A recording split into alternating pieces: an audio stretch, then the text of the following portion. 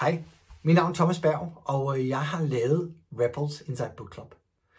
Det har jeg gjort, for jeg ved ikke, om du kender den der fornemmelse af konformitet som en spændetrøje. At konformiteten er en spændetrøje, fordi vi skal gøre alting på en bestemt måde. Og det irriterer mig grusomt. Det irriterer mig, at nogen fortæller mig så ofte, hvad jeg skal gøre, hvorfor jeg skal gøre det, og at det skal måle og vejes og defineres, før jeg ligesom kan få det. Det er som sådan en fuglemor, du ved, der spiser maden og gylper dem op i min mund, fordi jeg kan ikke selv gå ud og finde den mad, jeg skal til, og selv fordøje den.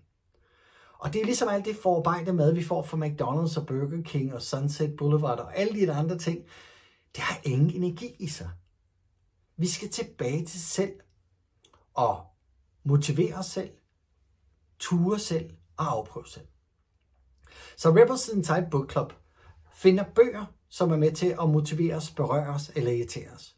Og det er simpelthen fordi, at jeg har en tese om, at vi skal tænke selv. Vi skal selv være med til at skabe den her nye model. Vi skal selv være med til at finde de nye spilleregler.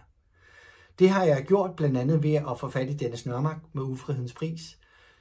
Anne Skar Nielsen, som er en af de 2 forfattere til Fremtidssands. Jeg har Steffen Kratz med, som har skrevet en fantastisk bog om USA, der hedder Storm på vej.